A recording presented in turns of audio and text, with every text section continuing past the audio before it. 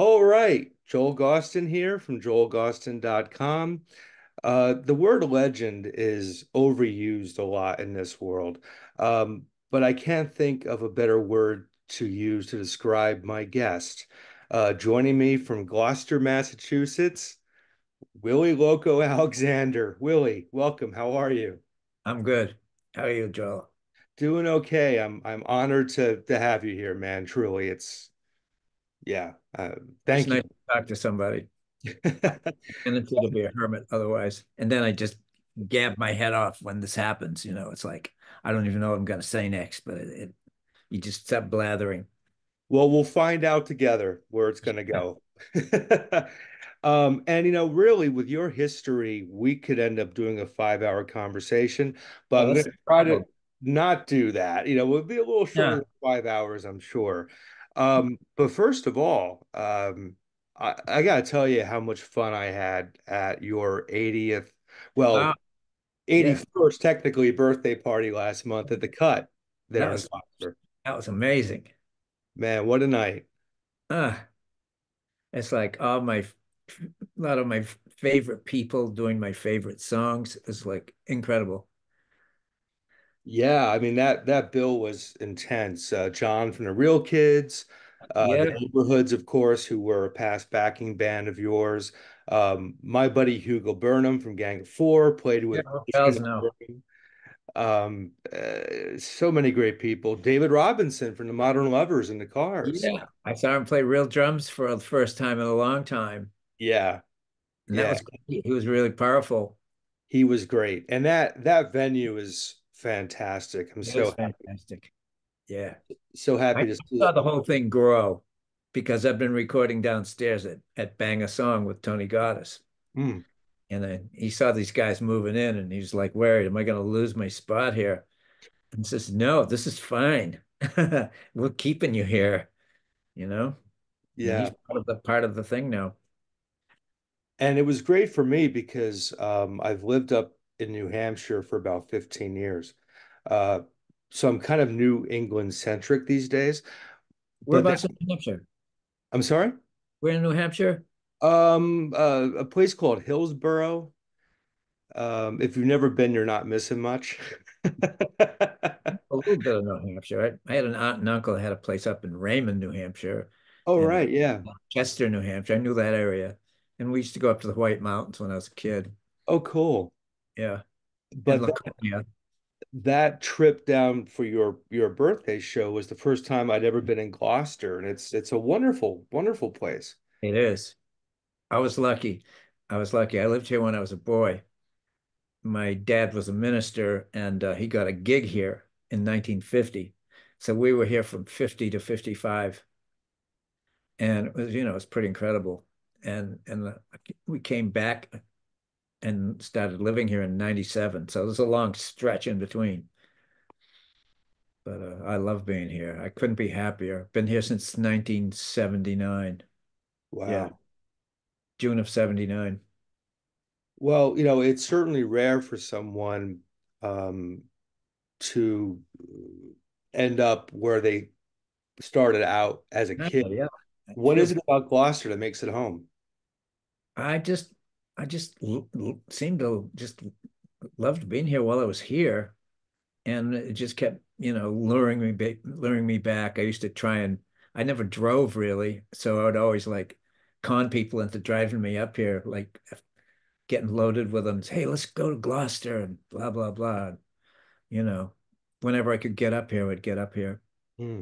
So moving up here was just, and had a couple of friends up here and stuff, but nobody that I went to. I see one person that I went to school with here, but most of the kids I went to school with are either gone or moved away or something, But just being here is incredible. I mean, they haven't hot topped the harbor yet, Hmm.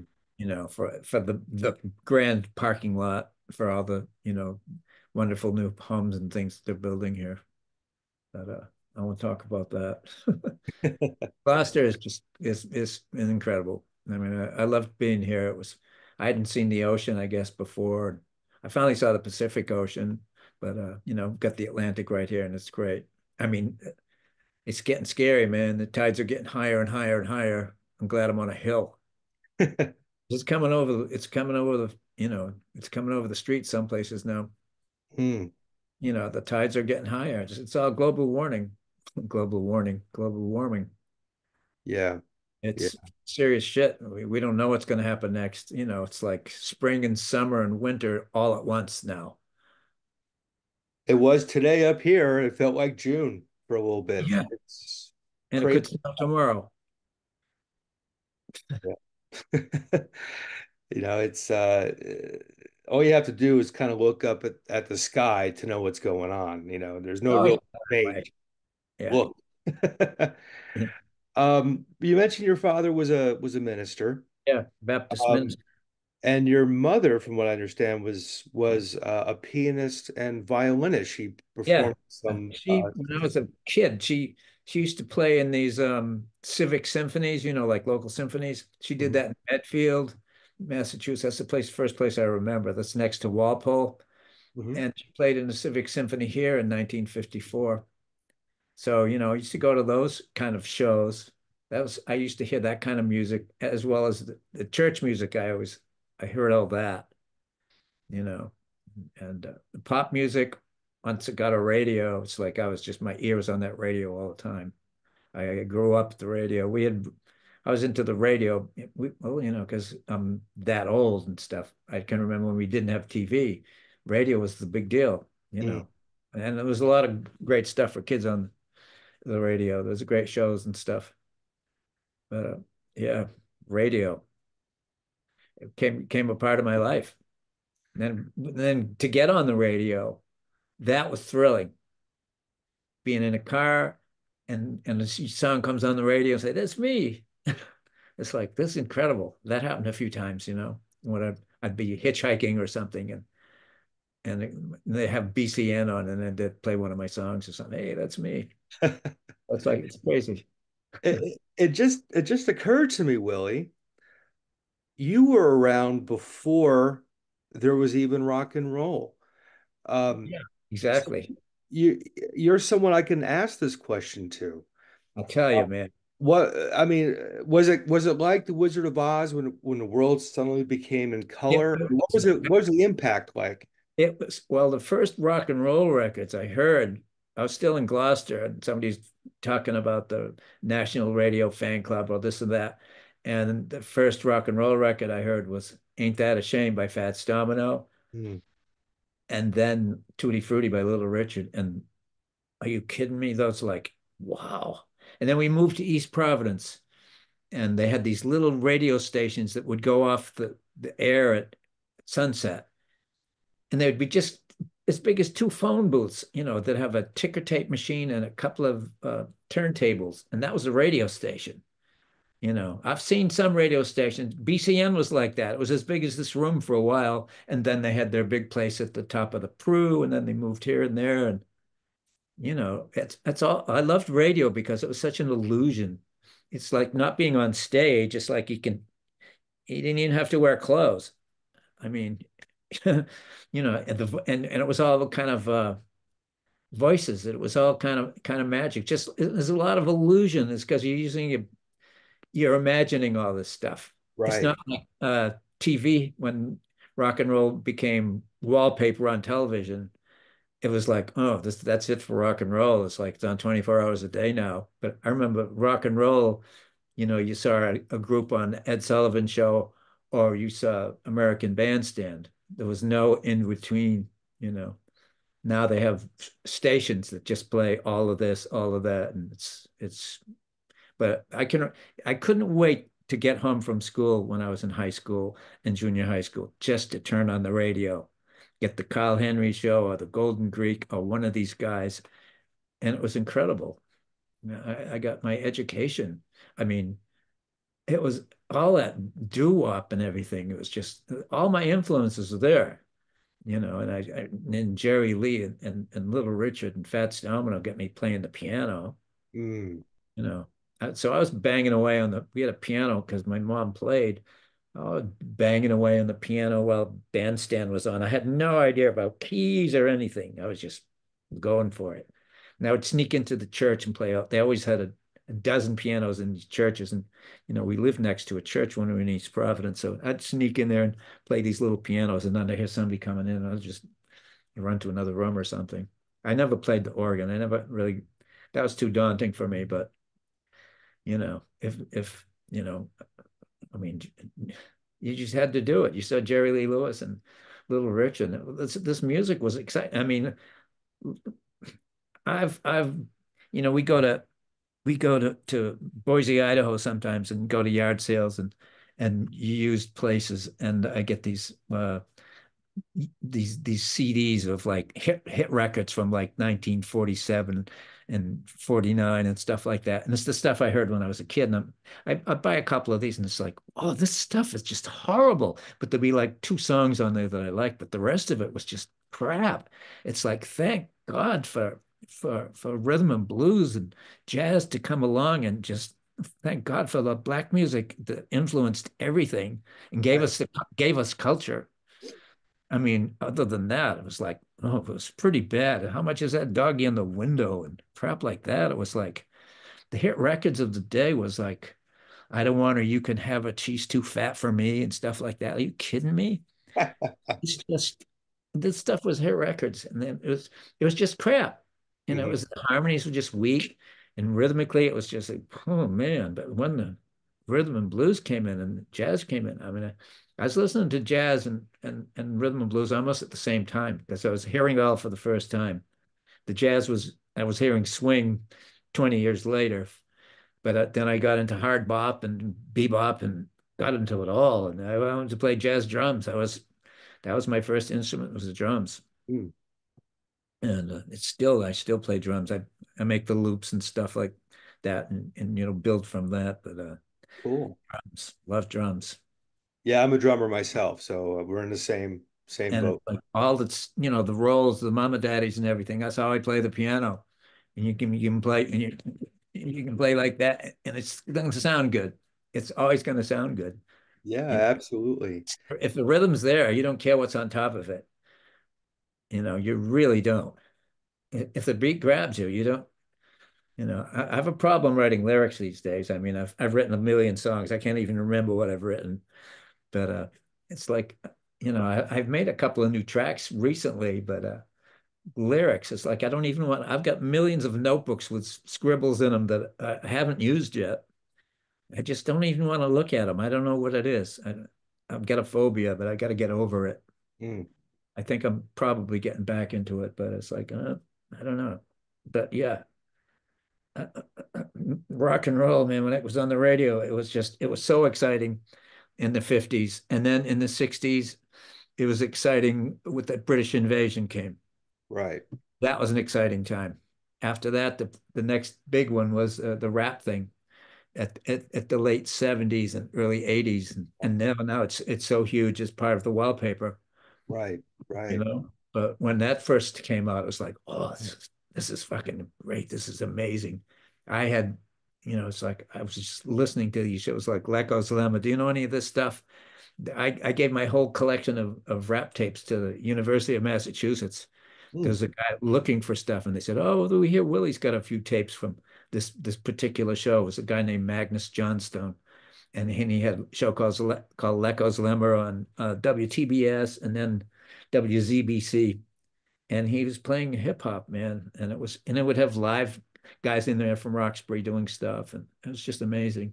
And it was something new. It was like music from Mars. I mean, all that scratching and putting records together. This was brand new. This right. was new, and it was exciting.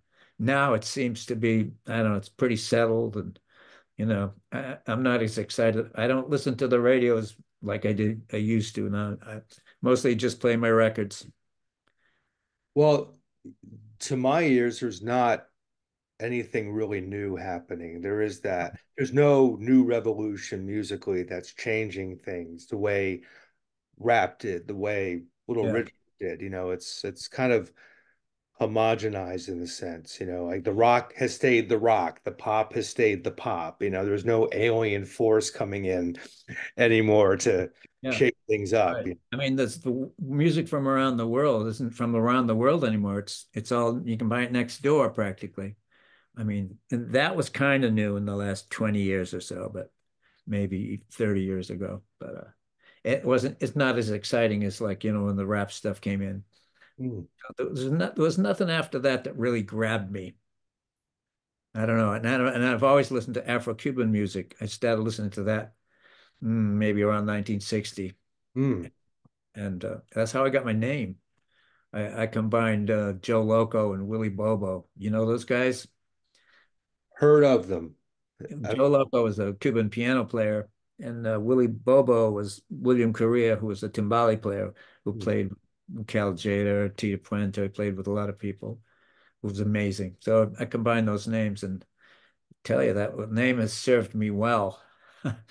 And with a name like Loco, it's like, you can just do anything. Right, right, exactly. So And then you, sometimes people say, well, this last album says Willie Alexander on it. You're not Loco anymore. So I have to keep throwing it in every few years just so people don't forget. But yeah, it's good. There's not a lot of Willie Loco Alexanders out there. There's a few Willie Alexanders I've found out. mm, A lot of them are from the South. My dad was from the South. And there's a lot of Willie Alexanders down there. In fact, Alex Chilton, his name's William Alexander Chilton. hmm So it's a Southern thing, I guess. My dad was from Montgomery, Alabama, but he never told us anything about growing up in the South. So didn't get any kind of you know, prejudicial stuff from him, which was good. I'm thankful for that. But mm, he never took us down there and he never talked about it. So maybe he just had to get out of there, right, right, you know? right. Yeah, I can imagine that. Um, so you were out playing in bands by 64. Yeah. Was The Lost the first That band out of the gate for you? Yeah, I was playing drums before that, and I would get gigs here and there, just like because the guy at the record store, if he knew somebody that needed a drummer, I'd play with some polka guy or something. I said, "What the hell is that?" But I did it. Right, And I played a gig with a polka guy. He usually played with his wife, and she had one of those uh what do they call it? It's like it's not a full set of drums. You consider it's like a cocktail kit or something. So right, right. Yeah. I had to play her cocktail kit, which was different. And some of the stuff he wanted me to get faster. I guess that they do that in polka music or something, which was a little hard for me because I thought you had to stay the same, you Mm, know, keep the beat and stuff. But yeah, I was had gigs as a drummer, and I was playing coffee houses with a guy that I met at art school, and his nickname was Baba. So it was Baba and Willie Loco. He's a black guy, and we were doing Afro-Cuban music. I was playing a little Chinese drum, but he had a real conga drum. mm. And we played coffee houses. It was like us doing that stuff. Him singing all the Tunji songs or something, and then it'd always be some Joan Baez girl singing. And this is all before the Beatles.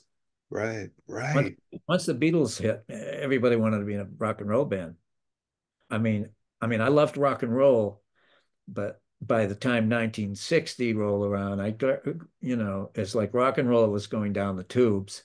You know, at one point in the 50s, Jerry Lee was arrested and so they weren't playing his stuff and Little Richard had quit and gone back to religion and stuff like that. And then the Brill building was writing all these songs and they're just picking up good-looking boys from Philadelphia and putting them on records. And that worked for a while, but it's like the music wasn't as great.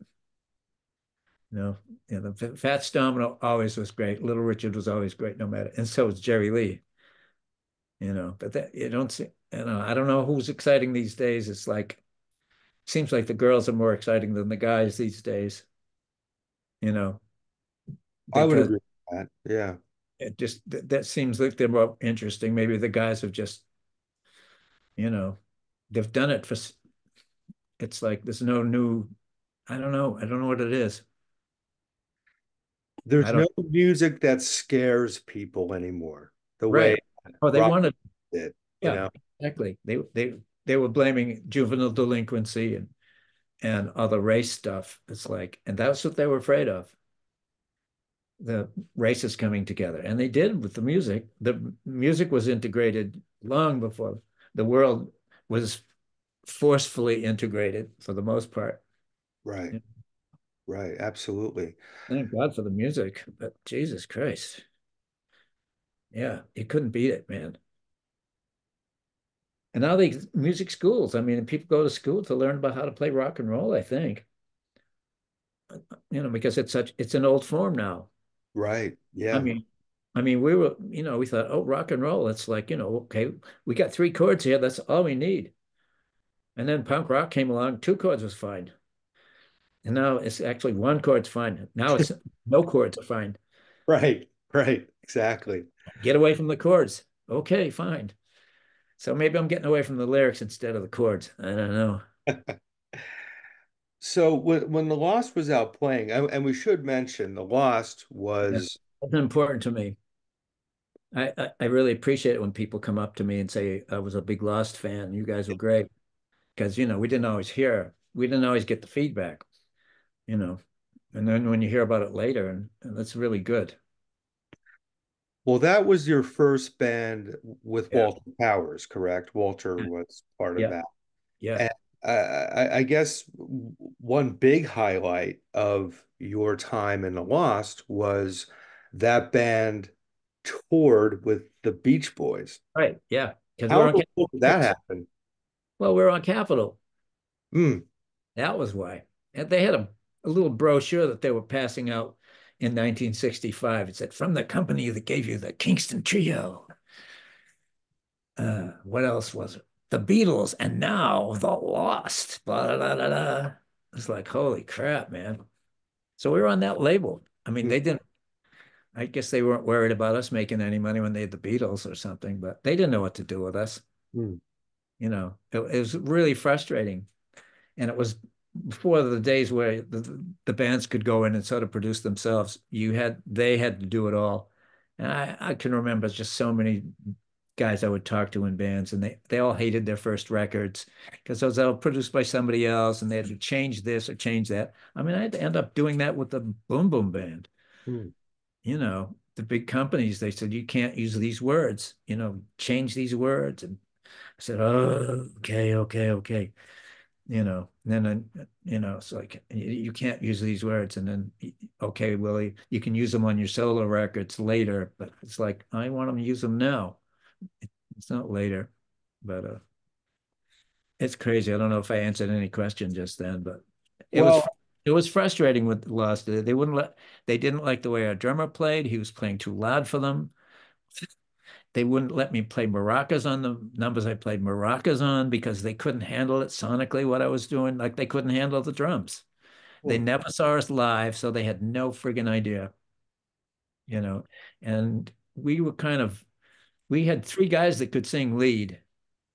So there was a lot of different focuses, really. So people say we were like an LP band, but you had to in the old days you had to have three hit singles before you could make an album. Then it changed. You made an album and they prayed you got a single out of it. Right. It Right. used to be you had to earn that right. Well, I mean, what were the audiences like on a Beach Boys tour? Because the Beach Boys in '65, I mean, they were, They were still wearing striped shirts. yeah, Brian wasn't there. Bruce Johnson had replaced him at that point. But yeah, Dennis was the friendliest Beach Boy. mm, He talked to us a lot. Carl was sort of leading the ship, and he was the young brother. mm. And the real dick was the Mike Love. He was terrible.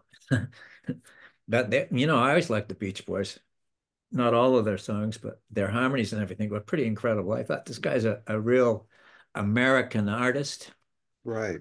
It's like it wasn't he had some black influences like Chuck Berry and stuff like that, but it's the Four Freshmen and groups like that were the real influences and all those great harmonies and things, which the Lost, the leader of the Lost, he tried to get us to sing harmonies and he worked us, just tried to drill harmonies into us. Oh, it was so frustrating.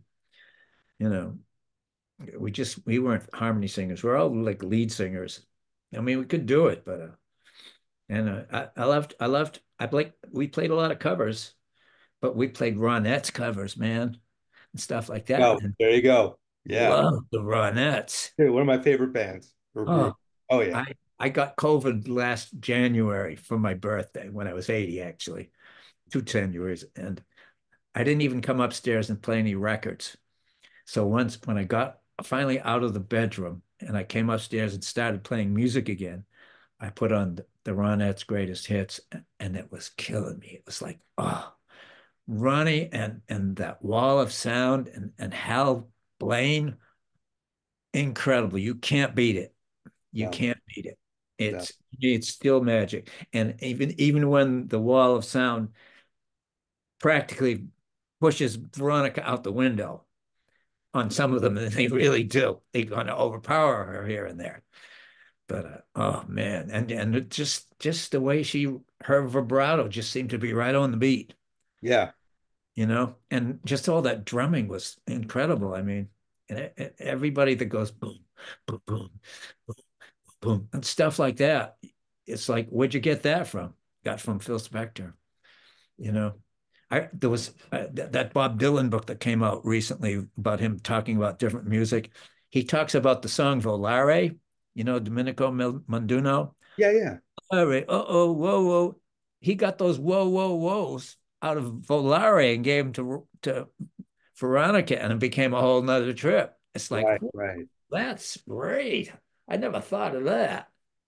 Be My Baby, in my opinion, is the greatest pop song ever recorded. Yeah, I mean, it's, yeah, done yeah. perfect.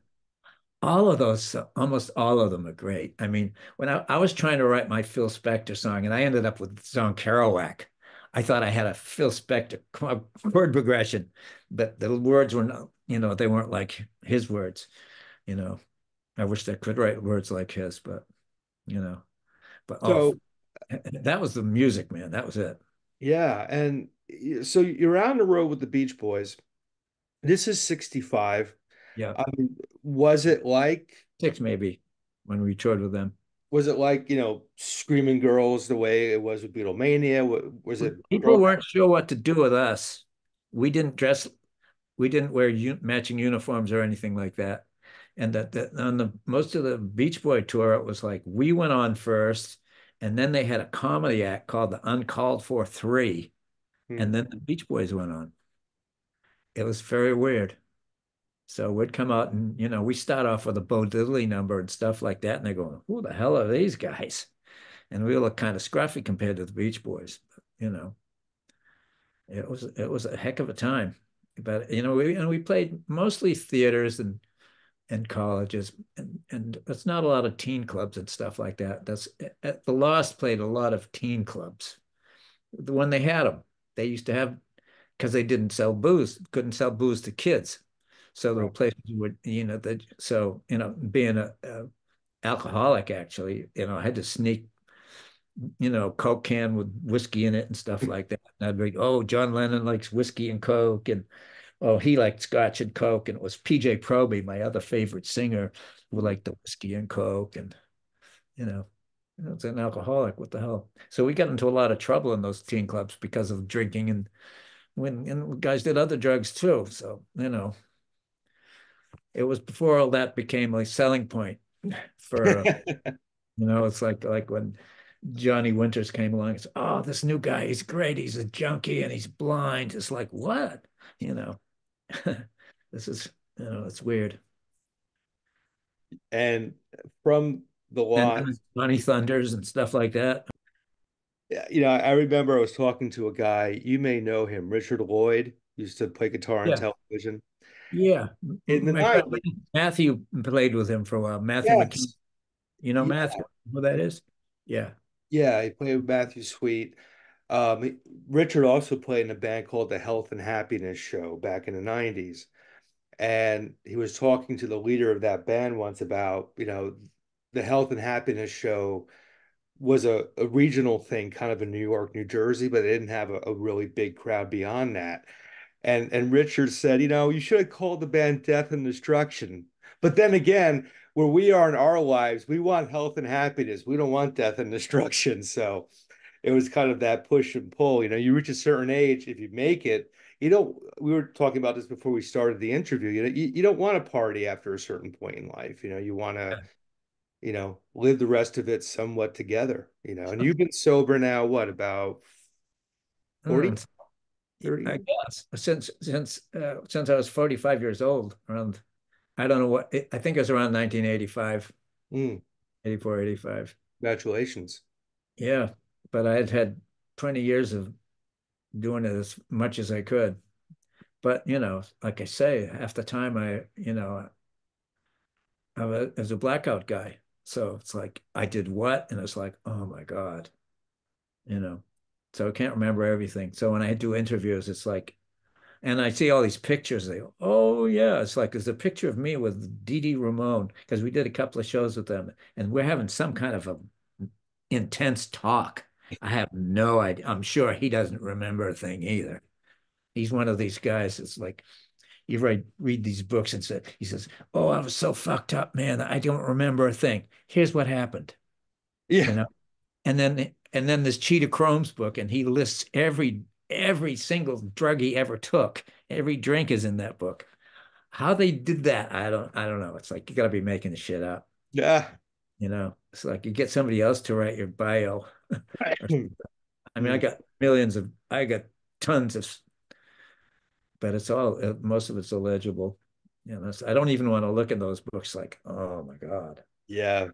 The ghosts will fly Yeah. out and The ghosts, yeah, the ghosts. Thank God they didn't have all the technology they have now about filming you with these little cameras all the time. yeah. Yeah, I mean, people Well, have. The last time I saw you, you were crawling across the floor. It was 3 in the morning, and you were, in Brighton. I said, I was where? You know, the mm, kind of stories like that. So you get enough of that. It's like, oh my goodness.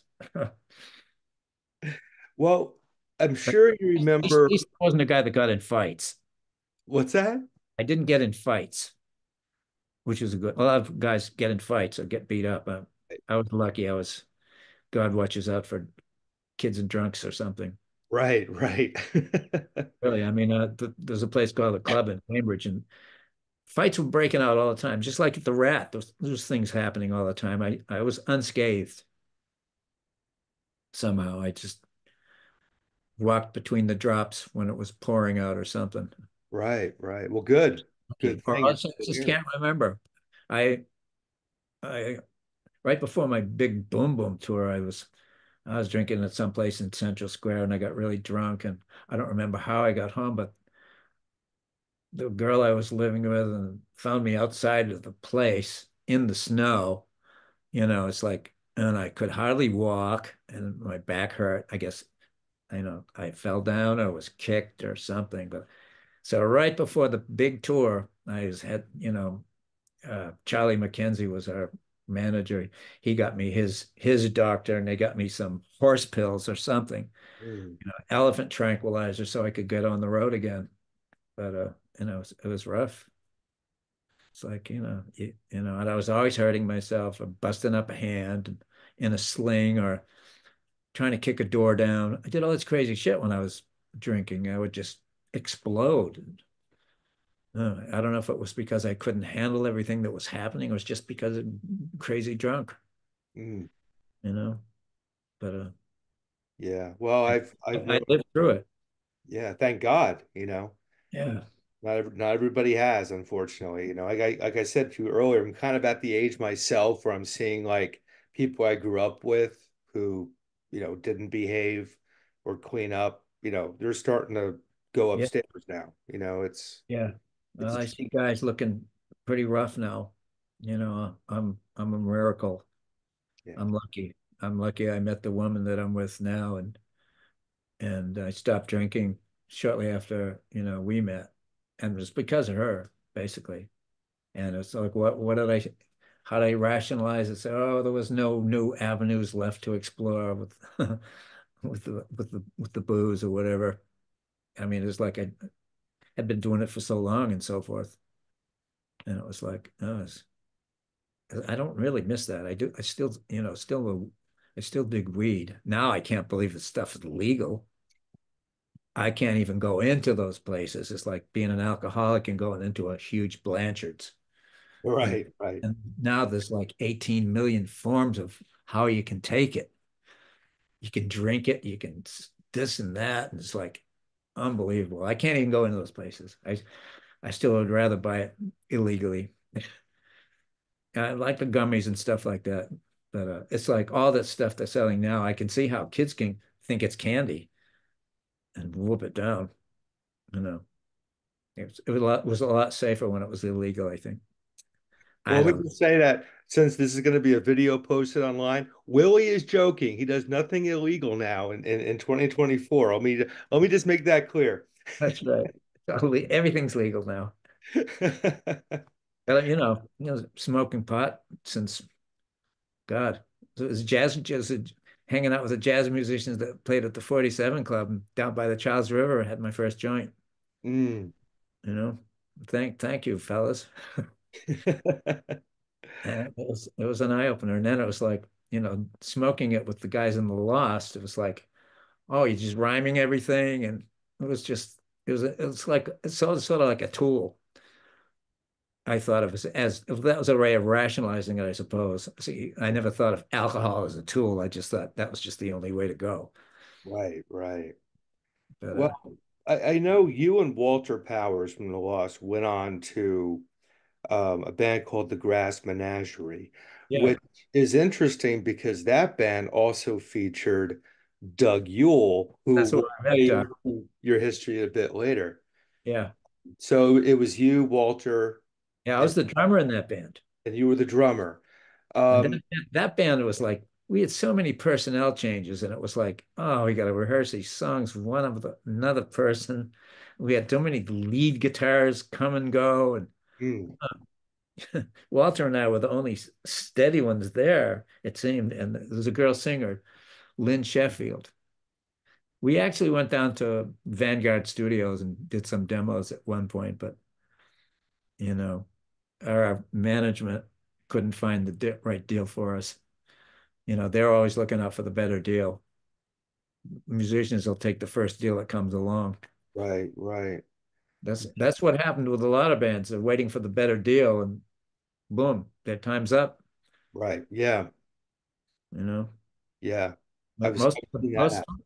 most of the bands, like The Lost, and truthfully, they're around from '64 to the beginning of '67, so it wasn't very long. 3 years or something tops. Every band except my band, the Persistence of Memory. And I don't know what the secret to that band was that we never rehearsed, I guess, because I didn't have to, I was the only one playing chords. Mm, I didn't have a bass player. So it's like just me and the drummer and a saxophone player. And it was great. It was very freeing, except I had to stand there at the piano all night. I couldn't run around and roll around on the floor and suck my thumb and stuff like that. So that was different. But, made a man out of me, made me play with two hands. But Did the Grass Menagerie carry on after Doug left to join the Velvet yeah, Underground? yeah, I don't know how long we lasted. I mean, the best thing we ever did was probably we played up in Canada at Expo, and that was fun. Except you're playing outside, and it's like I've played on boats, and playing outside in the wind, your cymbals and stuff. That was not the most fun. But it was fun being in Canada. We were living in where they had it was, I guess it was a Catholic place where the nuns used to stay or something. So you had these little rooms with crosses in them. We were staying. I don't know. We went up there a couple of times. And yeah, Canada with the Grass Menagerie. But I don't think we were together that long. But there was so many personnel changes, and it was ridiculous. But and I don't know what happened to the girl singer. Mm, I don't think she continued. But there's a lot of people that were in bands back then. There was maybe in their first band, and if that one didn't happen, they just boom, right. seemed to go from one to another. They were all kind of, you know, I was in the Bagatelle because the drummer in the Bagatelle was the drummer in the Lost and so forth and stuff like that. And then, Walter was a great bass player, so he became one of the Confessions. And I took him to Europe in '82. Hmm. Matthew McKenzie, he was in that band too. Mm. And yeah, so and there's a great drummer named Ricky Rothschild who is a great drummer and he was a great performer, but he wanted to be a junkie and he died a junkie. So it's like, okay, you got your priorities. Right, right. I understand it all, but it's like it's too bad. Is it true when you were playing in the Bagatelle, you guys had a fire eater on stage during Yeah, your performances? Yeah. yeah, we had the fire eater. I think the only show we ever did with him was at the Tea Party. And the fire eater came on stage during my song. We had a song called Back on the Farm. And in the middle of the song, there's a break on the trumpet, da-da, ba-da-da-da-da-da, and it goes into this whole other thing. And I had to stop my singing, and then they had the fire eater come on, do his act, and then I had to come back and finish the song. It was like, oh, this is not the greatest thing in the world. But yeah, we had a fire eater. Wow. And that was just for one show. And maybe it was too expensive to have a fire eater, or it wasn't healthy, or you Right. you can't have fire at every club. But No, that at the old Boston Tea Party, we had the fire eater. that's great. That's great. And I think there was a picture in one of the billboard or something, a picture of us with the fire eater. But it was an interesting band. Tom Wilson produced the record. Tom Wilson, Yeah, the sure. the Tom Wilson. Yeah, yeah. Yeah. He was okay. I had a record by Sun Ra that he produced when he was a Harvard student. He had the Transition record label, Tom Wilson did. And he's the guy that put the electric guitars behind the Simon and Garfunkel, and he may have put them behind Dylan for the first part too. Who Mm. knows? But he was this is how he described Tom Wilson. He'd be sitting there reading the newspaper and a telephone, and a blonde on his lap, and every now and then he'd look up and go, straight ahead. That was it. You know, I think he sent out for a bottle of whiskey when I was going to do my song because that was how my warm up was. It was, oh, go get some whiskey for Willie, whatever. But the stuff we did with him, I just did two songs with him, and then one of the songs was a song that was a lost song called "Everybody Knows," and they wanted to overdub. The producers overdub stuff, and they wanted to overdub violins and orchestra over us, and we weren't in tune with them, so they had to speed up the record. So I end up sounding like Ella Fitzgerald in the last half of the record. But that's fine. Ella Fitzgerald's cool. Yeah. You And could, there are but worse things to sound like. but the record came out and it's like it had this symphonic introduction and then there's all this live stuff and the guys in the band hated it because it was a great live band, but whoever recorded them live uh, didn't do something and they got no fucking bass response at all. And Mm. he was a heavy part of the band. It's like, oh man. And the singers thought that their vocals sounded like they were recorded in like, those make a record for a dime, folks, kind of things. They always all hated it, but my stuff was done in the studio and it sounded fine. And I used to hear it on the radio. My biggest thrill was they played Ray Charles, "I Got a Woman," and then he played "Back on the Farm" right after that one day, and I say, "Whoa, this is great, man! Wow, here I am with my heroes, Yeah. man." So that's a big thrill. That's it's the kind of stuff that it's not like I've made millions of dollars, but there's these moments that are great, like being in France the first time, and we did this big concert, and the record company guy said, "Willie, come on up to this, come outside for a minute after the show." And this kid he had a band and they had recorded "At the Rat," the song that I Yeah, yeah. and and he had all my little vocal tricks and they changed key for the guitar solo. They did it all perfectly. It's like, wow, these guys don't even speak English and they got us down. So it was pretty exciting. And the French knew all about the Lost and the Bagatelle, and they knew my history, you know. Why do you think France proved to be such a receptive audience for you for I so don't long? know. They just seem to be more into the music. Mm, I mean, maybe we're all just spoiled here. They got so much music. right. I mean, we toured over there and we brought a sound guy with us, and it's a good thing because most of the places we played, they had no idea what they were doing as far as sound equipment and stuff goes. This is in the 70s too. They were way behind. I mean, I can remember when the Lost started, we put everything through our amplifiers, vocals, guitars, everything, because that's all we had. There was no sound guys. You know, there was no monitors. All of that came later. Mm, All of it came later. It was, I loved those little machines that the guitar players got so they didn't have to tune up after every number, which Matthew had to do in the Confessions. We have a live recording, and after every song, you could hear him. He had to tune up. His guitar was like Charlie Parker's alto saxophone. It was held together with chewing gum and safety pins, So he had to tune up after every song, and you can hear it because it's a live record. mm. I don't know why I'm talking about that.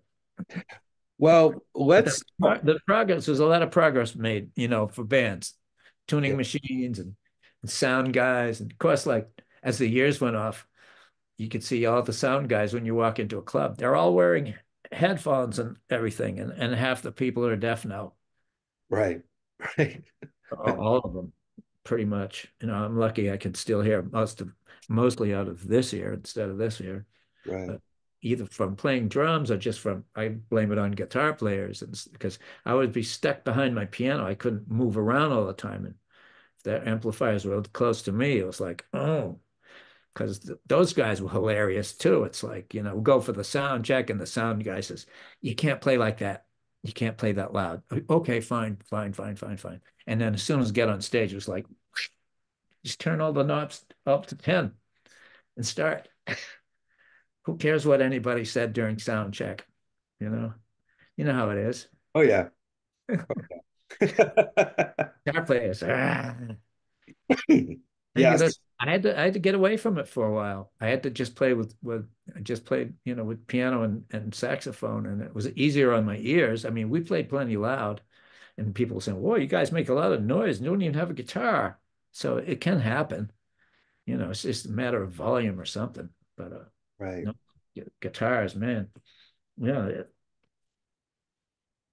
everybody's, got hearing problems now. I'm lucky. Well, some ex-partners of mine would argue this point, but I still have my hearing. I can still hear. I think. I hope. Um, That snare drum's not getting you. the cymbals were always Simple. the ones that, Uh, but when you're using a crash like a ride, if you're playing hard, yeah, you yeah, get sure. that shell shock. Yeah. Yeah, yeah, But I would be remiss if I didn't mention your stint in the Velvet Underground, which I believe occurred in '71. And okay, that reunited you with Walter Powers and Doug Yule, yeah. who were in the band at that time with Maureen Tucker, of course. Um, Kind of an interesting time in that band's history. Lou Reed had gone. He was gone, and I came in after Sterling left. Right, right. Yeah, And John had been gone for years at that point as well. that was it was a strange time. Yeah. I mean, you know, I have a scrapbook with some stuff in it, and there's a piece of paper where we were doing our first show, and I was like, "You got to give me the chords to some of these songs, Doug." I didn't have any idea. I wasn't familiar with their Irv or whatever the word is at all. I mean, I kind of heard some of that first album, but I didn't like it. I only heard a couple of songs, and I wasn't crazy about it at first. I don't know what it was. Later, I did like it, but I didn't know how to play these songs, but most of them were just one or two chords, so it wasn't too hard. But Mm. most of the time, I was just making sounds out of my RMI. I was just kind of filling in weirdly and doing harmonies here and singing three of my own songs. So I did not replace Lou Reed in the Velvet Underground, which it says in some places. Nobody can replace Lou Reed. Doug was singing a lot of his songs. Right. I wasn't. I didn't want to sing any of those songs, you know. I had my own stuff. I was singing Back on the Farm and one called Pretty Tree Climber that ended up Annie we were in England once and I saw one of these albums and I said, well, look at this. And she said, and she bought it. I didn't say, oh, I don't want to buy. And I thought, oh, gee, I'm on this song and that song. They just had it under a different title. And it wasn't too bad, except that the ending went too long. It was like, oh, come on, fellas, but the rest of it was pretty good. Was Yeah. well, Velvet Underground bootleg record from that time? Yeah. Yeah. Yeah. There was a lot of bootleg records. And people would send me tapes of some of these. Well, all the shows we did in England, they were all at colleges and stuff. And there was some kid that was at almost every show, and he was making cassettes, and he would send them to people, and they'd send them to me, and it's like, I don't want to hear this. This is terrible, and I just would throw them away. And then all the stuff came out later in the Japanese thing The box set. Yeah. with a beautiful color pictures and stuff. It's like, holy shit, you know. But Yeah. it's like I can almost half listen to some of it now. It's like, oh, this isn't that bad, some of it, for what it was. Yeah. That's the final VU box set, it's called. Yeah, it was a strange time. I actually got like $300 or $400 for my part in that. So that was nice to get that in the mail. Every now and then you do make money in this business. Not very often. Right. The best money I made was to make mistakes. It's like somebody else has recorded a song with you got a song with the same title as yours. Uh, Sometimes that I guess I can't talk anymore about this one, but yeah. So every now and then it does work in your favor, but not very often. I mean, I've had people cover my songs and I've never seen a dime, you know. Uh, that's the record business, you yeah. know. It's like, what are mechanicals? I didn't even know about mechanicals until I was recording and I was touring in France because I was on a French label for like 10 years anyway.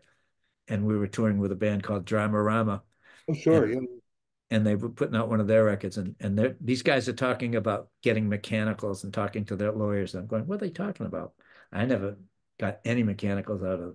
We had to, Rick Hart and my wife get badgered he had a fax machine or something and we just kept bombarding them and they said, oh yeah, well we paid this and they paid to another company and this and that. And I finally got enough to get at least a black leather jacket out of it. But I love being on that label because touring France was always they treat you like a king, you ate well and stuff like that. But it was like, I'd made all these records. I made half a dozen anyway, and I'd say, well, I'd call up the record company. So he'd send me $1,000 to make an album, and I'd go to Eric Lindgren's and we'd make an album for $1,000 and then send them the master tapes, and then they'd send me a box of like 30 records, and I would hand them out to the DJs, and that was it. They weren't in the record stores, and if we got in the airplay, Lord help us, Mm. so it was kind of a strange deal. Right. Yeah. It looked good on paper, but and touring France was great, and it was wonderful. I don't know what I was leading up to with but Well, yeah. let's talk drummer to drummer for a second about a great drummer who you worked with. We got to talk about Mo Tucker. Okay. Just how distinctive she is as a player. I mean, Yeah. how would you describe her approach to drumming and what she brought to that band? Well, she wasn't playing the way she played originally with the VU when we were playing with her. She was playing a sit down kit. She wasn't standing up and playing on the a tom and a bass drum. She wasn't doing that. She was using her feet too, and it was different. It wasn't the same feeling at all.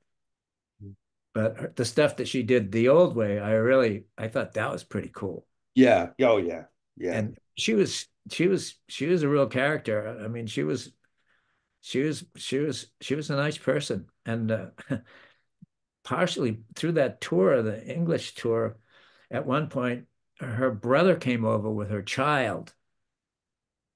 She had a little girl named Carrie, and so she was on tour with us, and she came over with her brother and a kid and my girlfriend, and Walter Power's brother.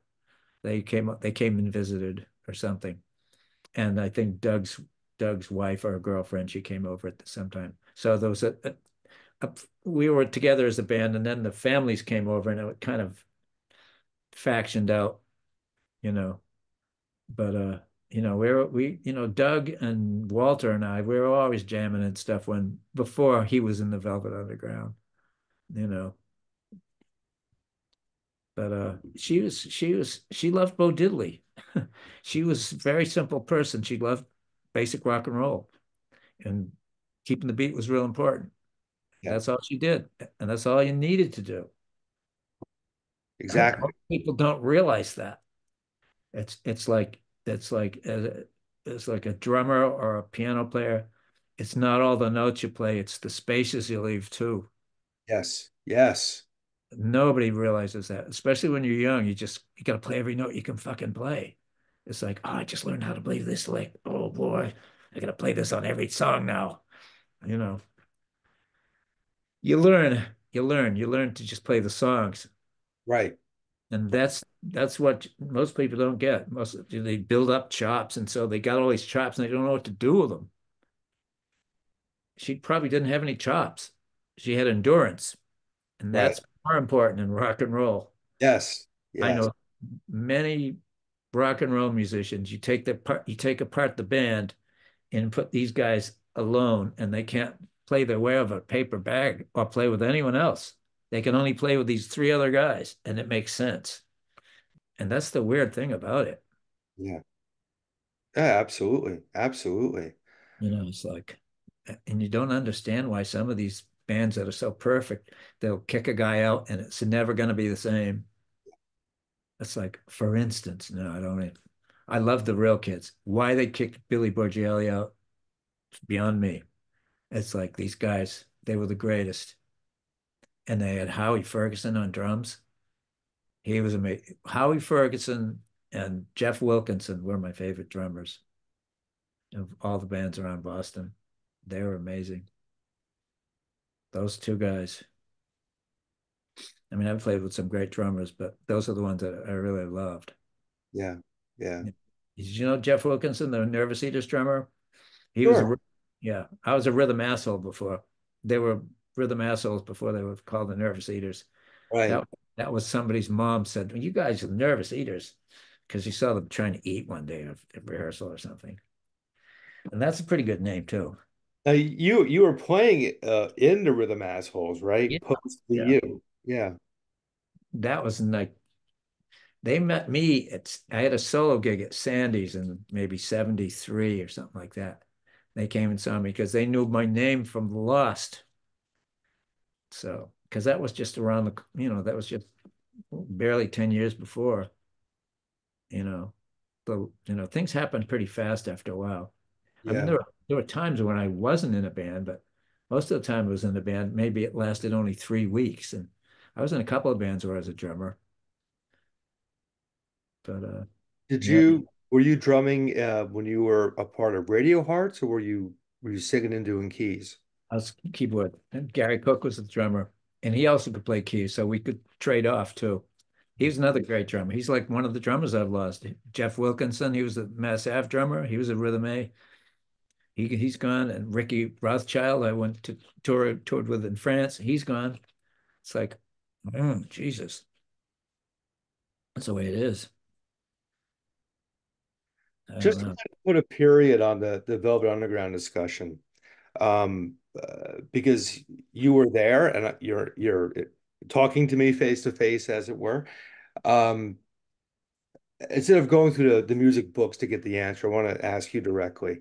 Why didn't that go on at that point? What's the real reason why that group didn't What survive? the way it was when with us in it, Yeah, that lineup. you could I don't know. It was probably Steve, what's his name, was handling the band at the time. He Sesnick? Steve Sesnick. We got to England to do that tour, and within 2 days, I had a big blowout with that guy, so he never spoke to me again. I was pissed off because here we are in England, and I can't even buy a postcard, you know. So I was complaining about money, and so therefore I was the enemy or something, or crazy. Mm. So, so maybe he just didn't want me in the band, but I didn't want. He said he sent everyone home at the end of this tour, which we had to make up part of it because we couldn't finish our Dutch things because they kept stopping the van on the way and having to look at the equipment and search this and that. So we were late, so we had to make up things at the end of the tour and stuff like that. And I had to leave my piano in Europe, but what am I leading up to? But it's like, mm, I can't, I don't know what I'm leading up to about this, the Velvet Underground thing. Well, Sesnick sent Oh, you. said yeah, he sent everybody, kept Doug there, and I guess he got a drummer. Maybe he was from, ended up with Deep Purple or somebody like that. Yeah, Ian Pace. Yeah. Was that the guy? Yeah. On some album that Doug made. I tried to listen to it. I couldn't listen to it. It just isn't my cup of tea. Yeah. Yeah. And Doug was a nice guy and everything, but you know, we thought Walter and Doug and we thought we were almost, we were making some music together. We thought we were going to do more of that, but I guess maybe that wasn't really Sesnick's idea. Right. So I think Sesnick had a lot to do with it. He's pretty much controlling over the whole thing. I mean, under Sesnick's reign, Lou left the band. It's Right. like I'm not coming back anymore. So it's like that was a big, but they kept going because they were a band and didn't know what else to do. And only reason most stayed, she wanted to go see Europe and stuff. Sure, yeah, let's do it. So she told me that I played better than I was a better musician than Doug was, and blah blah blah, singer and everything, which is like kind of crazy. We're both different. He had his things and I had my things. But she had played with everybody. And she could probably play with anyone. And then she made her solo records and she played guitar on them Hmm. and sang.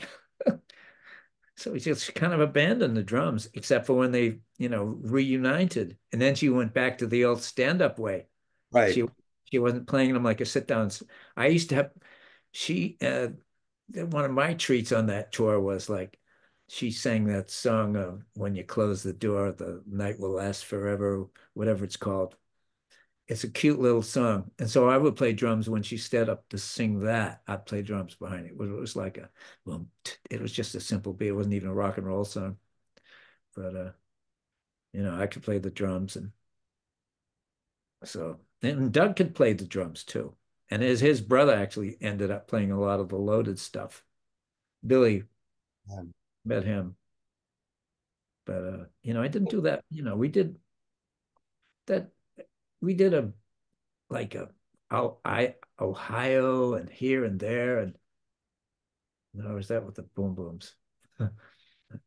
I just remember we ended up we played Canada and then all of a sudden it was a couple of months off and then we got a tour and we went to England. It was mostly colleges and we a couple of shows in Belgium. One of them which is on videotape somewhere. I see pictures from it now and then. And because I'm sitting down playing the piano, but it's my RMI piano, which I played for 20 years until the sound men here said, Willie, get a new one. Jesus, you can't even use it in the sound. So yeah, sure. So I'll be using Yamahas from then on, which is fine. They're good pianos. But I was playing Fenders and Honors and stuff like that. Are I you don't know. still in touch with Walter? Is Walter Powers still around? He's not. He's having some health issues right now. I think he's fighting some kind of cancers and stuff. Oh no, I'm sorry to hear that. Yeah, and Kyle from The Lost, he passed away a couple of years ago. And Ted's out in he's out in California somewhere doing something. And Lee Mason, he went from the Bagatelle to flying airplanes. became a pilot, and his run was like from Florida to someplace in South America. He was just doing these hops. I don't know. He's down in Florida now. It's like, whoa, he's telling me about picking up some millionaire and driving him to flying him to Vegas, and he loses $500,000, and then he flies him back to someplace else, and all these wild shit. But he was a character, and he's the guy that put together the Bagatelle and found Tom Wilson and Agostino, the sculptor, and he had drum lessons from Elvin Jones when he was a kid. Yeah, Kidding. Elvin, man.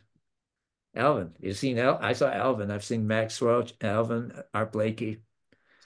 Unbelievable. Art Blakey was, I think, he's probably my all-time favorite. I loved Art Blakey, especially the stuff he did with Monk. But Art Blakey, oh man, unbelievable. Did you ever see him? No, no, no. The only real great I've seen, kind of that era was Pretty Purdy. Okay, wow, Yeah, that's a big deal. yeah. Yeah, Yeah, he's from but another they used planet, to that have guy. these. It was like a teenage jazz club at the Storyville place. And then there was Wurlitz's used to have drum clinics sometimes. I saw Joe Morello give a talk there. And I saw Art Blakey at Storyville. And he says, well, I'm not much of a soloist. So here's a bebop solo. And he plays for 20 minutes. And then here's an Afro-Cuban solo and plays another 20 minutes and just blowing your mind.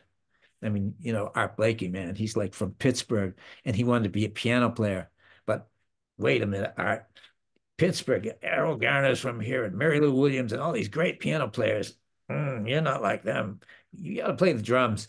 And so big Sid Catlett, Sid Catlett, he showed him how to do a press roll, and that became his big signature thing. But Art Blakey with his counter rhythms and things, man, loved him. And Max, but Blakey, oh yeah. Hmm. So I saw him just do a lecture. I didn't see the the I loved the messengers, but I never saw them as a group. I saw them live just doing those talks and stuff. But I had a lot of the records. It had Bobby Timmons on piano, and he played with Cannonball too. And well, I love those. I love jazz. I loved the hard bop stuff and Art Blakey, and I mean I loved almost every style of jazz, but especially the modern stuff. Hmm. I like some of the Dixieland, but I never really stuck to listening to it a lot. Do you have an opinion in the Krupa versus Rich debate? Well, to me, Gene's more fun. Buddy's he's beyond comprehension. He can just do things no one else can do. Right. I was just reading a story in the George Weins book about a drum battle, and Philly Joe Jones just killed the audience with his display. And then Buddy comes in and he starts with a little roll that gets bigger and bigger and bigger, and it's just forget it after that. It just it's just humanly not possible what the guy does. Yeah. I'd say. I mean, he was the drum wonder. He's playing since he was this high. I'm sure he probably never set up a set of drums in his life. He Hmm. was always a star. He was a real dick too, from what I heard from some of the tapes on the bus. Yeah, You I've got heard those two. House of David with all these beards and blah blah blah. Hilarious. Yeah. I always saw Krupa as an enter. I mean, look, they're both better than I'll ever be in a million years. I always saw Krupa as kind of a showman. I saw Rich as an animal. He was primal. He was coming from his gut. Yeah. Well, I Krupa, think it was too. I love those. The best group of stuff is always the live stuff. The live stuff with Benny Goodman, like the Sing Sing Sing records, and oh man. And it's because you could really hear the bass drum and you could really hear every every bit of that drum set. Where when most records they didn't even know how to record a bass drum in the early days. They just leaving the other room guys. So it was always the live record. So the live 1938 stuff, that Krupa was incredible. My friend Dirty Eddie loved Gene Krupa, so he had all his records, and I would listen to all of them with him and stuff. And Gene was great, and he was handsome, and he chewed gum, and his hair was falling in his face, and so he was the man. He was going out with Lana Turner in Hollywood, and all that. he was incredible, but he was simple. He was a lot simpler than Buddy. Buddy just had more chops than anyone in the world. Right. And because of that, he had more drive and more this and more that. He was just the guy probably never practiced in his life. It just came out of him, I guess. Yeah, it But came from somewhere. I mean, yeah, forget it. He's the top, in my opinion, Buddy yeah, Rich. nobody else can do what he did. No, No, I've never seen. and it's like, we still play the drums, despite the fact that Buddy's there. It's like you're never going to be that good. Right. Well, If that's the thing. It's like, I've seen a lot of bands, and it's like, okay, you can't just say, oh, these guys are great. Oh, I suck. This is, we're no good at all. It's like, no, you can't think this way. It's like they can do this and I can do that. right, And that's right. what you know, you just gotta accept what you can do. I mean, I couldn't even listen to my playbacks of my singing at first. It was like, oh man, I thought I sounded worse than Sonny Bono, you know. And they say, you sound like Bob Dylan or Lou Reed. I said, no, no, no. I mean, I love these guys as writers, but I didn't think they could sing very well. Hmm, And Dylan's first record was a great record. I loved his first three albums, but I read that they had to speed up the record because he sounded so old. right. And well, he used to speed up Fats Domino's records too, speed him up or slow him down. So you think he's playing in some key, but he's not really playing in that key at all. So this it's all illusion records. I Oh, love that. we got to talk about your records, with the Boom Boom Band, Willie Alexander and the Boom Boom Band. Um, 78, Yeah. released two albums on MCA Records, Yeah. which is I kind of amazing by today's standards to do two full-length albums in 1 year. yeah, we were gonna do three, but somehow we lost the deal. But yeah, we did two. I think the best records that we made were the 45s. My 45 with the Boom Boom Band, Hit It With the Axe, and You Look So Pretty When, that was pretty amazing. And the stuff we did live at the Rat, that was amazing. The stuff that Craig did, I liked some of the songs, Yeah. but it was different when the way we recorded and stuff. It was like we would play all together at first, and then he would just use the bass and the drums, and then guitar come in later, and for weeks and weeks and weeks putting on guitar, and the vocals were like maybe the last thing at bat. That seems to be the way it always is. I think the self-titled album is a lot softer sounding than the second album. It's got a soft sound to it, Yeah, which is very like it may have worked for a Fleetwood Mac record, not maybe not necessarily for a Boom Boom Band record. yeah. It's got that kind of But sound. the production is different on the Yeah, second. yeah, It's bigger. yeah, definitely. You can hear that with the first note. It's a more rock and roll sound, I think. I Yeah, mean, both albums are great, but gun to head, choose one. yeah. I'd go with the second album for sure. There's probably songs on both of them that I like and some that I don't like at all. But that first album, the Rock and Roll 78, I love that one. That came out really great. And Looking Like a Bimbo is really good. And there's some good stuff on there, but you know, nothing like there's nothing like the way we really were live. Hmm. But this live, there was some Japanese $10 things that were taken off the board from like the Paradise and stuff like that. Mhm. And like, man, this don't swing at all. This is like, it's crazy. The audience is going nuts, but it's like, I think there's too much cocaine or something happening here. It's like people are just, this is crazy, you know, but that's what happens when you're hit the big time. Well, obviously the Boom Boom Band has done reunions, in subsequent years, but why did you guys kind of call quits after that second record? I think I wanted to play faster. They wanted to play slower. It was just a stupid stuff like that. you know, just not seeing eye to eye. I mean, when I met those guys, I already had like a whole bunch of songs. Mm. I didn't have to write anything. So maybe it was harder writing songs later with them.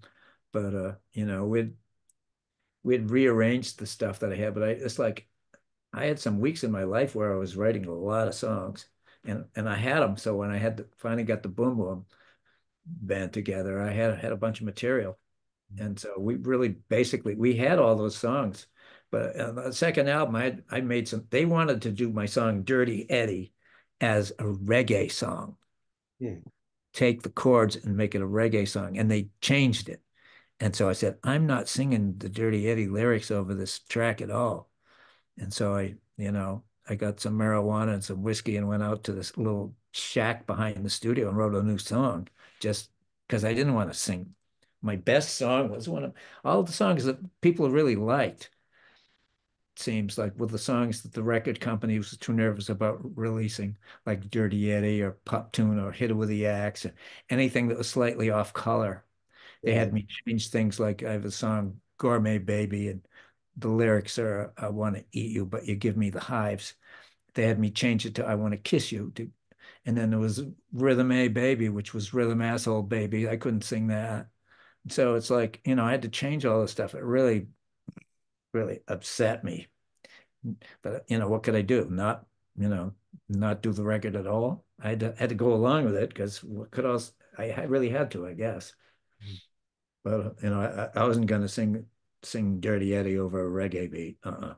And so I walked away with I got my own 45 out of it. They gave me the tracks, and Dirty Eddie's still one of my best songs. It's all that stuff was just wasn't. MCA thought, well, this will maybe after the third album there'll be a hit record or something. They didn't really know what to do it because they didn't know what made us popular or anything. I don't know how we got the deal. I mean, somebody who was it? I forget her name. She brought Craig Lee onto the Rat, and we had Kerouac and Mass Ave on the jukebox. He said, "Wow, these guys, yeah, maybe I can get them a deal." And then he got a deal. He got the best deal he could get for himself, really. But Mm. he got a house in Vermont out of that first record, Mm. which is, I don't have any hard feelings about it. I mean, he got that record all over the world. It came out with different covers in Germany and France and Japan, and it was everywhere. So, that was a big deal. I'm curious, because They didn't, I don't think they wanted to mess with me. They thought maybe I wasn't mainstream enough and I was a wild, crazy drunk too. right, So right, maybe but it's like, there's plenty of wild, crazy drunks in the business. They could, you put a minder on me or something, they could have done something. right, right. I I'm could I could curious. be tough when I wanted to. I just didn't want to, I guess. And I was always against like management, and it's always at odds with somebody, you know. The music was one thing, the business was another. Right. Wasn't good, the business part, you know. Yeah, unfortunately, you kind of have to, especially these days, meld them both. Yeah, You get, exactly. you Yeah. know, I mean, that's one of the biggest tragedies, I think, for a lot of musicians is they don't know how to handle their shit. They're not looking at their numbers. They're not looking at the spreadsheets. They're not factoring in expenses. Just because you're out there making money and you're flying in jets to gigs, well, somebody's paying for that fucking jet. It's probably coming out of your end. We found all that out. Yeah. Right. It's like all of a sudden you have two vans carrying lighting equipment and sound guys and light guys. Right. You didn't have any of this before. Now you got all of these and you're on the road and you're flying sometimes and it's like boom, it's like night and day. Yeah. It was. But it ended up, it seemed like Charlie McKenzie was paying for a lot of that stuff, what the record company wasn't paying for it. He was spending his own money. Mm. Charlie McKenzie's story, he found the band Boston and he was their management for a while and they bounced him because of this or that reason, but he put them on the map. Mm. So he made a lot of money from that. So, but we got him, and he knew all the disc jockeys and stuff. So it was fun touring with him, but it was like I just wasn't getting. This is a guy who, when he was a kid, and we were playing in the Lost, he was like at the CYO dances, and he was helping us with our equipment. He was just another kid there. But yeah, uh, he wanted me to wear leather pants and do this and do that, and I just fought him on everything, all of those. It's like, oh, I should have taken him up on some of these things. I should have got a suit. I got a pair of jeans and this and that. He took us to a big store in Newbury Street, and it's like, he wanted to remake us. And mm, I didn't want to be remade. I thought I was remaking myself every night, you Right. know. Right. Yeah. And that's what I like to do. I would find something to wear and decorate it and throw it into the audience before I left or something. And that's the way I was. Or, had my shirt off half the time in those days. I don't do that anymore. I don't fall down to my knees anymore. I don't do a lot of that stuff because I don't know if I can get up as fast as I used to, and so forth. Right. Right.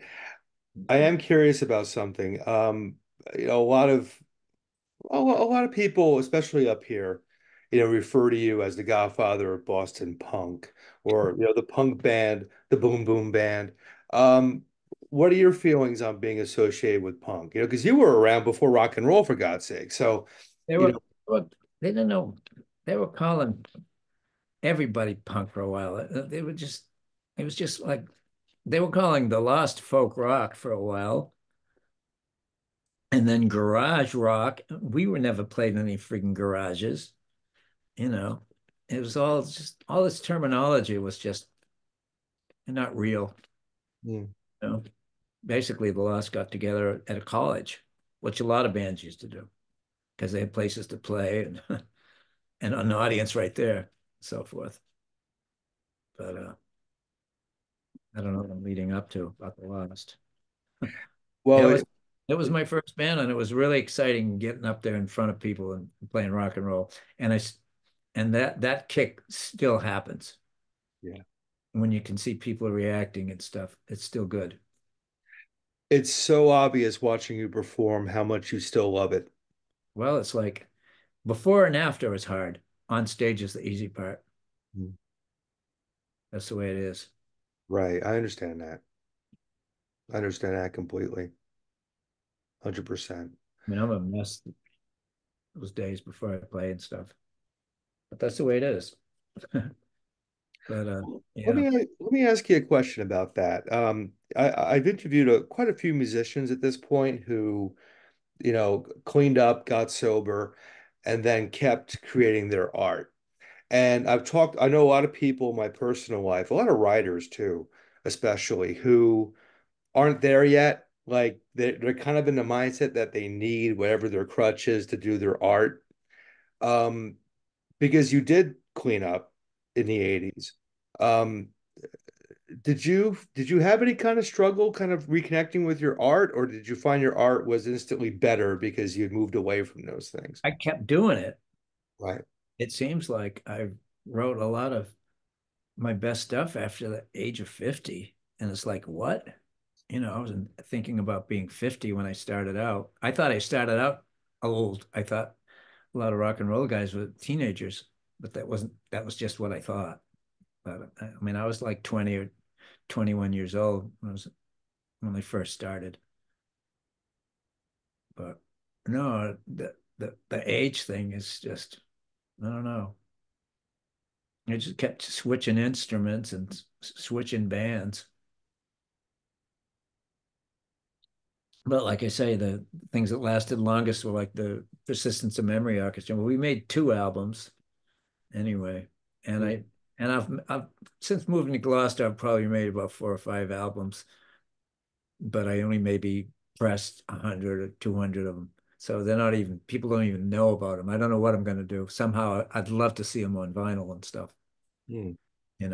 I got to get an intern or somebody to help me out with all that kind of stuff because I have the stuff. I've got the music. And it's like, well, I'm digital. I'm going to last forever. So it's like, but I don't want everybody to put it together after I'm gone. I'd like to see some of the stuff on vinyl now. I mean, I wanted to put out one of my last, I wanted to do a 10-inch album, but it's like, found out I had to wait a long time. And, Yeah. and it gets worse and worse. It's like, so I didn't want to wait. I said, my friends are all dying. I want to give them something to listen to. So it's like, make a CD. But it's like trying to sell CDs for the last 20 years in Gloucester was like pulling teeth. Mm. And then I had these art shows and I'm selling paintings. I can't believe it. So it's just kind of bizarre. I mean, I've always painted. A lot of it's digital now. I mean, with Bandcamp and stuff like that, that seems to be Oh, the I way got to go. I got my last one I put out on Bandcamp before I put it out myself because not most people don't know about Bandcamp. But I was thinking of putting more stuff out there.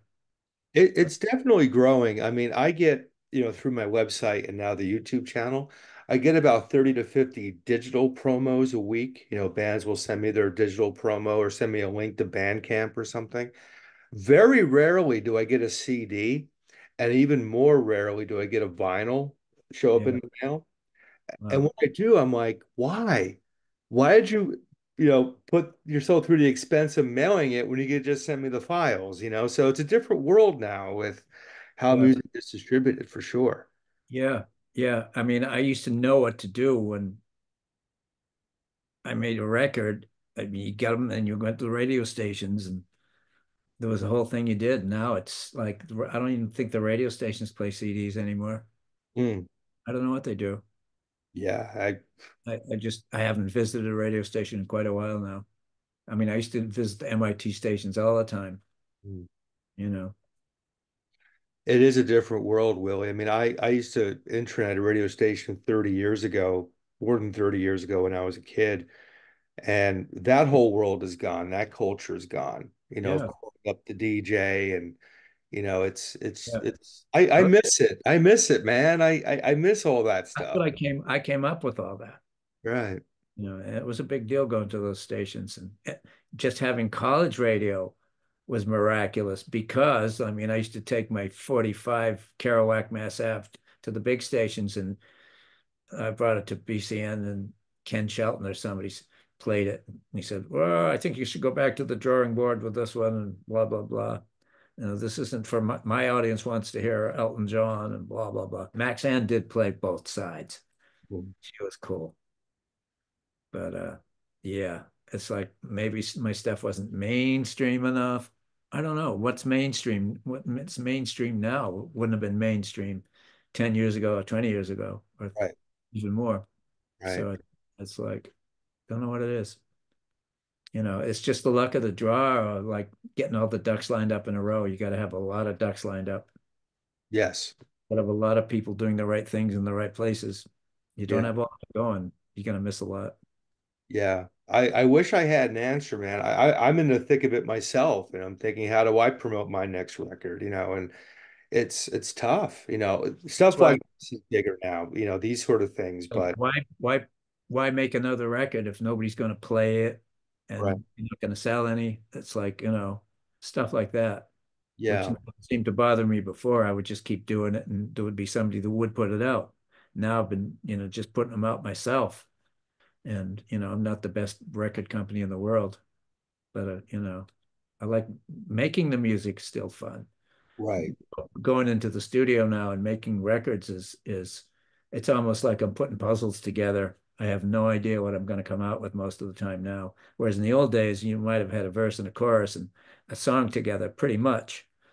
Now it's like, it's almost creating them from the ground up.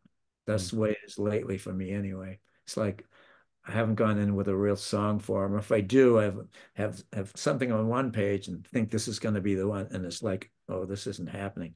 Quick, turn the page and get something else, and just winging it, you know. Well, I But mean, sometimes the best things come when you don't expect it. I mean, there have been times I've been slaving over a piece of writing for days, and then I'll wake up the next morning and have an idea for something else, and that'll be done within 45 minutes, and it's great. I'm thrilled with it. So it kind of comes, it finds you when it needs to. You kind of yeah, can't force the issue. that happens. Yeah. That happens. So I'm thinking my getting away from writing lyrics is, I mean, I'd much rather just paint. I'm with my paintings, it's like I'm just using colors and throwing the colors and trying to leave my brain out of it. I think my brain is still part of the writing process, and I can't. I mean, a lot of my songs I just trip over on the street, and then I just write things down, and then they just come into my head and boom, boom, and that's it. Mm. But it's just a different ballgame. Maybe it's because I've been did it for so long, you know. And painting is fun for me now, and I do it a lot of hours every day. I mean, I was just making collages and stuff when I first moved here, but I'm just painting mostly now. But I Plans for haven't art abandoned shows? abandoned music. But I have recorded two new things, but it's like the last thing I recorded was a reggaeton song. So I figured out how to play that. I listen because I've been listening to that stuff for 20 years or so. Right. So, okay, we'll put the bass drum down first, and then we'll put down this 1 and 3 thing here. And I just did it piece by piece, and then we put it together and it sounded fine. You know? So I may, who knows, maybe I'll be the next Bad Bunny. There you go. Hey, strange You things have happened in your life, my friend. never know. That's it. Those miracles. Do you do gallery shows with your art? Have you done that or? I had a big show about 3 years ago, and I might have another big show with the same person. And I had 2 years ago I had a show with my wife here because she's a photographer, so we both did work up. And so I've had a few shows here in Gloucester, and I actually had people come to the house once. I might do that again. It's sort of like open studio thing. And I Yeah, had a stalwarts come and I sold 4 or 5 paintings that way. cool. And I'm always amazed. It's like people buying stuff of mine who don't know who I am, don't care about the music, just like the paintings, and that's good. But people say, "Oh, I saw you at the Paradise. You were playing with Yola Tango," and I said, "Oh yeah, yeah, right. That was great." Blah blah blah. And oh, I get some paintings in here, because come in and take a look. And I end up selling one of them. It's It's good. like, but there's people who don't know my music that like my paintings. But then I'm afraid they're not going to like the new stuff. They like that stuff, and they make this like, what about the new stuff? It's like I seem to get into these whole different trips with it's just like with different songs. And Hmm. it's like, oh, what if people don't like it? It doesn't really matter as long as I like them. If I don't like them, I just paint over them. Right, You know? right. Well, it's all got to start with satisfaction from the artist, because ultimately you're the first audience of your work, right? You're the person who's going to have to look at it and kind of live with it. So Yeah. you got to be happy with it yourself, and that's why I think there are people out there who, certain musicians, let's say, who do music just to sell it, and they're not into it. You can tell when somebody's trying to fool you. But So trying to write a hit record, you mean? yeah, yeah, not because they feel it in their soul. But You they know, think this is Beatles gonna. wrote hit records, but they felt it. There's a difference. You get that inauthentic vibe from somebody. You can Well, smell like when I was in the Lost, Ted Myers was sort of the leader of the band, and the Loving Spoonful would have a big hit record. So he'd write a song that sounded like exactly like one of theirs. I could never do stuff like that. it. And I always felt funny singing any of those songs because it sounded too much like somebody else's, Yeah, you know? yeah. So And you got, and audiences know that. You can smell yeah, it on somebody when they're not for real. yeah, You know, exactly. I'd rather see a band that technically sucks, Hmm. but they're playing with every inch of their being Yeah, than a polished show that's got no soul whatsoever. right, exactly. The guy's doing the same solo they've done for the last 3 days. Right. The same between song banter, Yeah, I was never soft good. serve ice cream factory. No. Hey, Cleveland, all of that stuff. I was never Oh, good at that. yeah. I used to just, I guess I used when I was, especially when I was drinking, I was saying all kinds of weird shit and stuff I don't even remember. Some of it was good, and some of it wasn't so good. But I've had heard stories about some things I was singing about. I had no idea what they're talking about, Mm, but that's okay too. It's gotta have a little mystery. yeah. Well, Yeah. those people think I was crazy. I'm not really crazy, or am I crazy? Hey, you're loco, man. So it's like, Oh, okay, you can do it, but so you don't really know what's going on. yeah. Well, let me bring it back full circle. We started this conversation talking about your father, Hmm. who if I'm correct, your dad passed away in 1958. Yeah, So he kind of missed your life as a musician, and exactly. how the output you've created over the years. Um, what do you think he'd say? Huh. He was able to see how you I turned don't out. know. The happiest dad memory I have was we were driving in the car coming home from Cape Cod. We was camping. We used to go camping, and Chuck Berry's "Roll Over Beethoven" came over the radio, and he turned it up and started drumming on the steering wheel. And I said, "Holy shit!" That's He was great. digging, he wasn't putting it down. He was enjoying it. So who knows? Yeah. That was the you never saw him do anything that out of character, you know. And that was a beautiful moment. But it was Chuck Berry. Yeah, it was Roll Over Beethoven. That's magic stuff. Oh yeah. Yeah. But you know, I grew up looking at him in front of a crowd. And it's the same thing I do. I stand in front of a crowd. So I could see the similarities, and I'm sure he got a little bit nervous too before he went up there. He'd write his sermons on Saturday night and then watch Gunsmoke on TV. But he did what he did.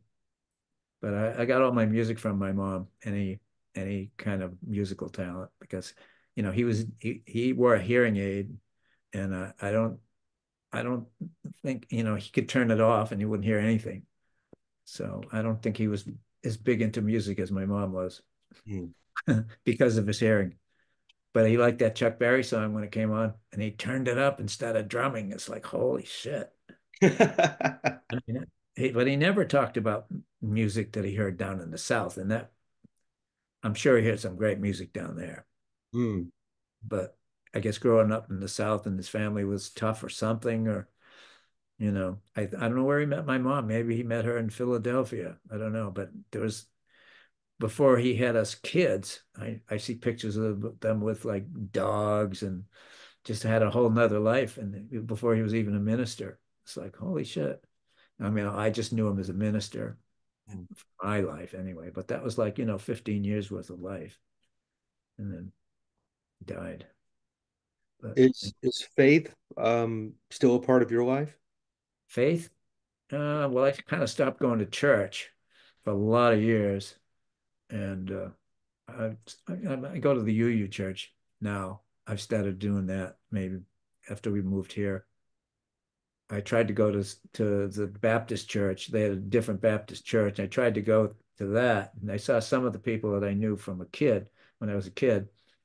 But when talking to the minister and stuff, they treated that guy terribly, and I said, I can't go back to this place. Mm. But I started going here because I read letters to the editor, and it seemed like the good people going to that church, and I could hear the bells, and I could see it from my room here, and it's just a block away. So, I usher there. I even preached there about 5 years ago. They Really? asked me to again, but mostly I just talked about my old man, of course, because his church was right up the street. And it was a block away from the fucking cut. Then that's the thing about it. It's just like this kind of a weird circle, Right. you know. I went on saw the world and came back here, and now here I'm doing this here at the cut, and it's just a block away from where I used to stand with my old man, Yeah. in the church after the service and stuff. It's like, holy shit. There's a parking lot where the Baptist church was now, of course, because parking lots are pretty holy in this town. Yeah, I kind of noticed that. Yeah, and they worry about that stuff. Mm. I worry about them hot topping the harbor. Mm. I got to go back there because when I went down to see your show, um, I got there not too far before it actually started. So it was a first come, first serve thing. So I kind of had to race Yeah, over there. But I saw a lot of those cool shops in the neighborhood. So I got to come back sometime, maybe for the next show I see we got a there. good we got a good record store. We got Mystery Train, Hmm. which is just at the beginning of Main Street, down at the other end. It's about 3 blocks from the cut, and it's great. It's great. Yeah, CDs, vinyl, it's everything. Cassettes. It's like my collection has gotten huger living here the last 20 years because they used to put all these free records out. So I end up with like, 14 Wayne Newton albums that I never played, but I like right, the covers. I like right. the news. And then like 10,000 Brenda Lee albums. And it's like, not that I play any of these things, but it's like, I don't have any room for any of these collections anymore. But so, and I got my favorites, so, but I listen to all kinds of music. That's great. Yeah, I'll have to check it out. I'm going to spend a day there next time when I go down to see the show at the Cut. Yeah, you should. Yeah, Soak we, it. yeah, yeah. It's great. Yeah. It's beautiful here. I'm sure it's beautiful in New Hampshire too. Well, it's not snowing as much as it normally does this time of year, so it's beautiful in my book. I'm not Oh, having right. to shovel 3 feet of snow, so I'm happy. Yeah. Oh, I can remember the last wicked snowstorm when you didn't couldn't even throw the snow anywhere. It was just 8 feet on both sides of your walk. It's like holy shit. And a National Guard doing Main Street, stuff like that. Crazy. Yeah, it's been a light winter. I'm happy about it. I think I was owed one after the last decade plus of not so nice winters. So, Yeah. but Willie, I've kept you a long time. I want to thank you Hope you for. got some good stuff. Oh, absolutely. Oh, you have no idea. Thank you so much. Thanks for Um, having me. and I want to thank your missus as well, and our good friend Hugo Burnham, uh, whose idea it was for me to have a chat with you. He put the idea in my head. So thank you, Hugo. Much love. Willie, it's been an honor and a pleasure. We'll have to do this again sometime. Okay, great. And I'm sure I'll see you before then, but I promise you, I will be seeing you at your 90th birthday party. You can bet. Okay, good. Maybe I'll see you down Mystery Train. Oh Oh, yeah. you're over there. Yeah. Or I go in there every day. Like I go to the post office every day. Just about. It's like that's where I live. I love that's to me, record stores are museums. That's Yes. history. That's Sacred ground. real culture, real history. Yeah. Well, next time I'm in Gloucester, I'll let you know. We'll meet up. Yeah. Be great. Okay, Joel. All right, Willie. Thank you so much, my Yeah. friend. Okay. Night.